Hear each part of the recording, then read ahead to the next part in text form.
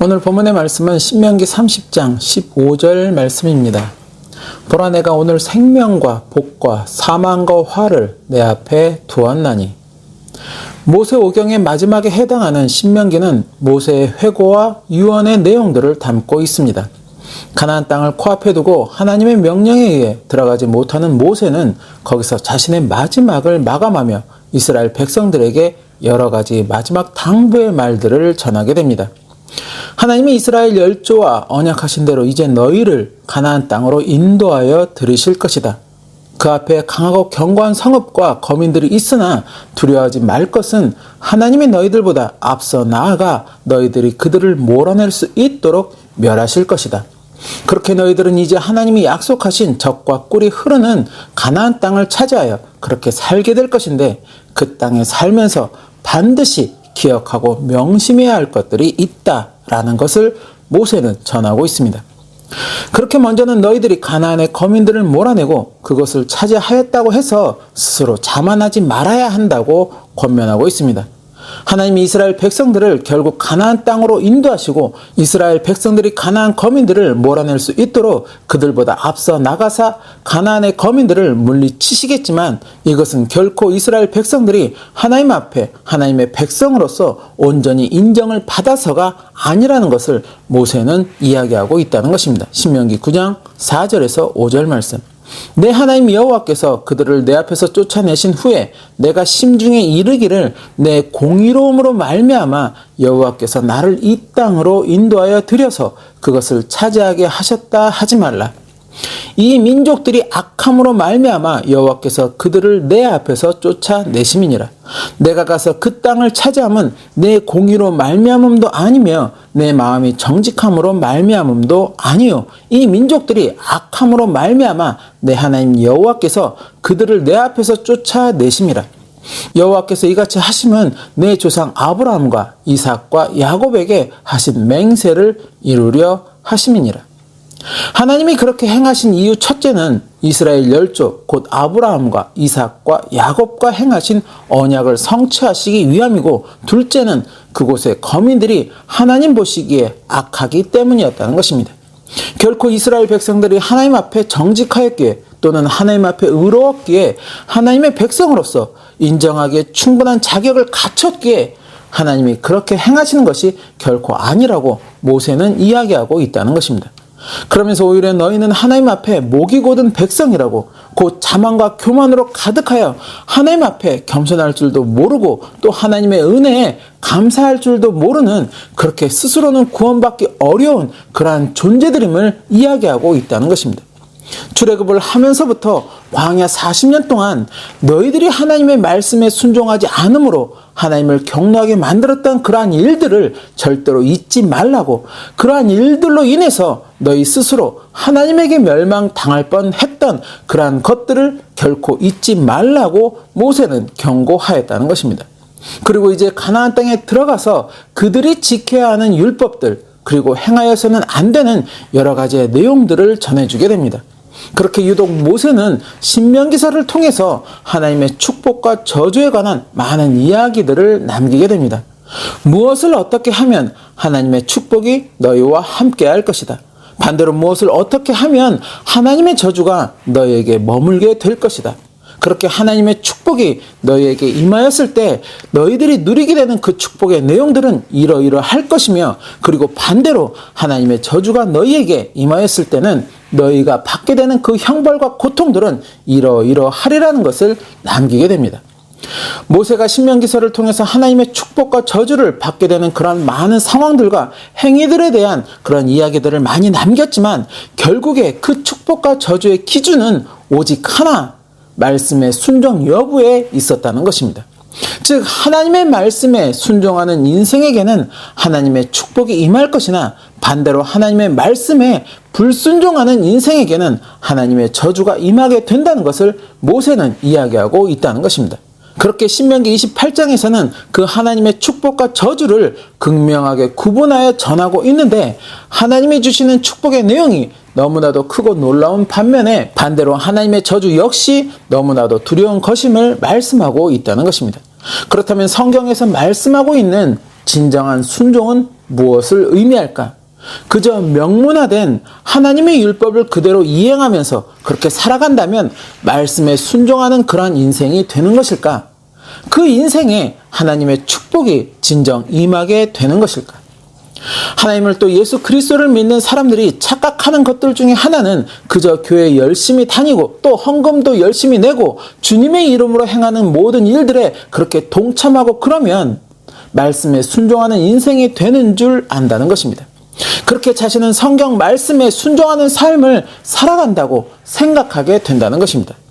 예수님이 이 땅에 오셨을 때 당시 하나님 앞에 제사를 주관하였던 제사장들, 그리고 율법을 관장하던 서기관들, 그리고 하나님의 율법을 철저하게 지킨다고 자부하였던 바리새인들을 향하여 예수님은 크게 질책을 하셨습니다. 그리고 그들에게 화가 있을 것이라는 저주의 말을 쏟아내셨습니다. 마태복음 23장 13절에서 15절 말씀. 화 있을진저 외식하는 서기관들과 바리새인들이여, 너희는 천국문을 사람들 앞에서 닫고 너희도 들어가지 않고 들어가려 하는 자도 들어가지 못하게 하는도다. 화 있을진저 외식하는 서기관들과 바리새인들이여, 너희는 교인 한 사람을 얻기 위하여 바다와 육지를 두루 다니다가 생기면 너희보다 배나 더 지옥 자식이 되게 하는도다. 이들은 당시 하나님의 율법에 관해서는 철저함을 자부하던 자들이었다는 것입니다.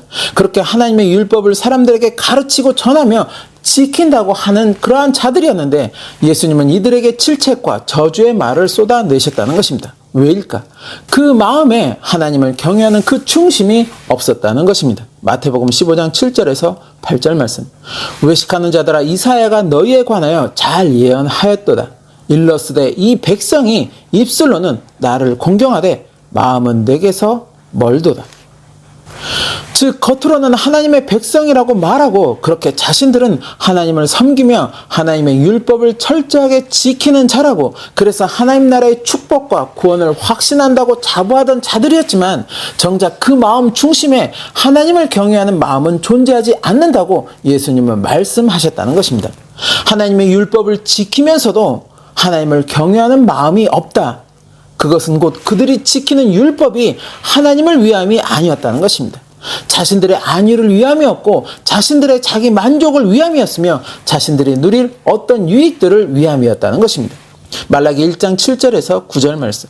너희가 더러운 떡을 나의 제단에 드리고도 말하기를 우리가 어떻게 주를 더럽게 하였나이까 하는도다. 이는 너희가 여호와의 식탁은 경멸히 여길 것이라 말하기 때문이라. 만군의 여호와가 이르노라, 너희가 눈먼 희생 제물을 바치는 것이 어찌 악하지 아니하며 저는 것 병든 것을 드리는 것이 어찌 악하지 아니하냐. 이제 그것을 너희 총독에게 드려보라. 그가 너를 기뻐하겠으며 너를 받아 주겠느냐. 만군의 여호와가 이르노라, 너희는 나 하나님께 은혜를 구하면서 우리를 불쌍히 여기소서 하여보라. 너희가 이같이 행하였으니 내가 너희 중 하나인들 받겠느냐. 마음 중심에 하나님을 경외함이 없으니 온전하지 못한 것들을 하나님께 제물로 드리고도 자신은 하나님의 백성으로 할 일을 하였다고 한다는 것입니다. 하나님을 경외함이 없으니 자신들 의미로 말씀을 변질시켜 자신들의 뜻대로 말씀을 지키면서도 자신들은 하나님의 말씀에 순종했다고 말한다는 것입니다.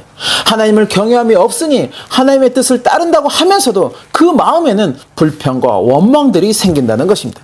이것을 주님은 외식이라고 말씀하시고 그렇게 외식하는 그들을 질책하셨으며 또 화가 있을 것이라고 저주의 말을 쏟아내셨다는 것입니다.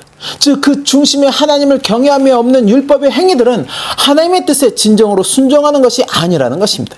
자신들은 하나님의 율법을 철저하게 지킨다고 그렇게 하나님의 뜻에 순종하는 삶을 살아간다고 자부하지만 주님이 보시기에 그들의 모습은 결코 하나님의 뜻에 순종하는 모습이 아니라는 것입니다. 순종하는 것이 아니라는 것은 결국 불순종하고 있다는 것입니다. 자신들은 그것을 순종이라고 말하지만 주님은 그것을 불순종이라고 말씀하시고 있다는 것입니다. 그들과 주님의 관점이 서로 다르다는 것입니다. 결국 진정한 순종은 그 중심에 하나님을 온전히 경외하는 마음을 가지고 하나님의 뜻 안에서 말씀의 의미들을 지키는 것이 진정한 순종이라는 것입니다. 오늘날 많은 그리스도인들도 바로 이러한 부분들을 간과하고 있다는 것입니다. 하나님의 놀라운 축복을 소망하면서도 불구하고 진정한 순종의 의미가 무엇인지를 간과하고 있다는 것입니다. 그저 주님의 이름으로 행하는 일에 동참하면 주님의 뜻에 순종하는 것이라고, 주님의 이름으로 헌신하고 헌금을 드리면 주님이 기뻐하시는 것이라고, 어떻게 하든 주님 앞에 예배만 드리면 주님은 예배 위에 함께 하실 것이라고, 아니라는 것입니다. 그 마음 중심에 주님을 향한 온전한 경외함이 없으면 아무리 수많은 예배를 드리고 또 주님의 이름으로 많은 헌신을 하고 헌금을 드린다고 하여도 그것은 주님이 기뻐하시는 진정한 순종이 되지 못한다는 것입니다. 내가 지금 무엇 때문에 주님의 이름으로 예배를 드리고 헌신을 하고 봉사를 하고 선교를 하고 헌금을 하는 것인지, 진정 주님을 경외하는 마음으로 말씀을 따르고 있는 것인지, 아니면 마지못해 또는 자신의 어떤 자기 만족을 위해서 하는 것인지를 깨달을 수 있어야 한다는 것입니다. 주님을 믿는다고 하는 나의 관점이 주님의 관점과 달라서는 안 된다는 것입니다. 더불어 나의 관점에 주님의 관점을 맞추려고 하는 것이 아니라 주님의 관점에 나의 관점을 맞추려고 해야 한다는 것입니다. 그래서 우리는 날마다 드리는 기도에 나를 향한 주님의 뜻을 깨닫는 그러한 기도를 드려야 한다는 것입니다. 내가 이루고자 하는 어떤 소망만 구구절절 아뢰는 그러한 기도가 아니라 주님의 뜻을 깨닫기 위한 그러한 기도를 드려야 한다는 것입니다. 그리고 그 뜻이 이루어지기를 또한 구하여야 하며 그 뜻에 순종할 수 있는 믿음으로 나아가야 한다는 것입니다. 십자가를 앞에 두고 겟세마네 동산에서 간절한 기도를 드리는 예수님, 아버지여, 만일 할만하시거든 이 고난의 잔을 내게서 지나가게 하옵소서. 그러나 내가 마시지 않고는 이 잔이 내게서 지나갈 수 없다면 아버지의 원대로, 아버지의 뜻대로 되기를 원합니다. 그렇게 예수님은 하나님 아버지의 뜻에 순종하셨다는 것입니다. 십자가에서 자신의 모든 물과 피를 흘리시며 결국 하나님 아버지의 뜻을 성취하셨다는 것입니다. 예수님의 그 진정한 순종을 통해 죄인 되었던 우리는 다시금 하나님 나라를 향한 구원의 소망을 갖게 되었다는 것입니다. 그리고 주님은 이제 우리의 구원의 중보자가 되셔서 하나님 우편에 앉아 계신다는 것입니다. 오늘 본문의 모세는 이제 곧 가나안에 입성할 백성들에게 생명과 복과 사망과 화를 내 앞에 두었다고 이야기하고 있습니다. 생명과 복, 그리고 사망과 화, 이 두 가지의 길을 내 앞에 두었으니 이제 너희가 어떠한 길을 선택해서 나아갈 것인가는 결국 너희 스스로의 선택에 달려 있다는 것입니다. 내가 하나님을 경외하며 말씀의 진정한 순종의 길을 따라 걸어간다면 너는 생명과 복의 길을 향하여 그렇게 나아가는 것이 되겠지만, 그렇지 못한다면, 그렇게 불순종의 길을 걸어간다면 너는 사망과 화를 향하여 그렇게 나아가게 되리라는 것입니다. 그리고 초림으로 오신 예수님 또한 이러한 말씀을 전하셨다는 것입니다. 마태복음 7장 13절에서 14절 말씀. 좁은 문으로 들어가라. 멸망으로 인도하는 문은 크고 그 길이 넓어 그리로 들어가는 자가 많고, 생명으로 인도하는 문은 좁고 길이 협착하여 찾는 자가 적음이라. 좁은 문, 문도 좁고 길도 협착한, 그렇지만 그 길 끝에 결국 생명이 있는 그러한 문, 그 문으로 들어가라고 주님은 말씀하시고 있다는 것입니다. 하지만 사람들은 그러한 좁은 문, 협착한 길보다는 커다란 문, 가기 편한 넓은 길을 선택해 나아가려고 한다는 것입니다. 그 길 끝에 멸망이 있음에도 그것을 알지 못하고 그렇게 그들은 그 길을 따라 나아가려고 한다는 것입니다. 더불어 주님의 이 말씀은 예수님을 믿는 자와 믿지 않는 자들을 구분하고 있는 그러한 말씀이 아니라는 것입니다. 즉 예수님을 믿는 자는 모두 생명으로 향하는 그러한 좁은 문으로 나아가는 자들이 되는 것이고, 예수님을 믿지 않는 자는 멸망으로 향하는 저 넓은 문으로 나아가는 자라고 말씀하고 있는 것이 아니라는 것입니다. 예수님을 믿는 자 가운데서도 이렇게 좁은 문으로 나아가려고 하는 자들이 적다고 예수님은 말씀하시고 있다는 것입니다. 그것은 곧 주님을 믿는다고 하여도 말씀의 진정한 순종을 이루는 자들이 많지 않다는 의미라는 것입니다. 누가복음 18장 8절 말씀. 내가 너희에게 이르노니 속히 그 원한을 풀어주시리라. 그러나 인자가 올 때에 세상에서 믿음을 보겠느냐 하시니라. 마지막 때를 사는 우리 그리스도인들은 이러한 말씀을 결코 간과해서는 안 된다는 것입니다. 점점 주님 앞에 서는 그 시간이 가까워지고 있는 지금, 과연 나의 믿음과 나의 신앙의 삶은 주님이 말씀하시는 생명의 길로 나아가고 있는 것인가? 아니면 멸망의 길로 나아가고 있는 것인가? 내 선택의 끝이 진정 생명과 복이 되는 것인가? 아니면 사망과 화가 되는 것인가? 주님을 향한 지금 나의 믿음을, 또 신앙의 삶을 깊이 생각하고 점검해 고쳐나가지 못하게 된다면, 예수님을 믿는다 하면서도, 그렇게 말씀을 지킨다고 하면서도 우리는 바리새인들처럼 외식하는 자의 모습이 될 수 있음을 알아야 한다는 것입니다. 외식하는 자의 모습으로는, 주님을 경외함이 없는 그러한 신앙의 삶으로는 결코 그날의 기쁨으로 설 수 없다는 것을 깨달을 수 있어야 한다는 것입니다. 저와 여러분의 삶이 이 마지막 때 주님이 기뻐하시는 진정한 순종의 길을 걸어가시는 그러한 삶이 되시기를 소망합니다.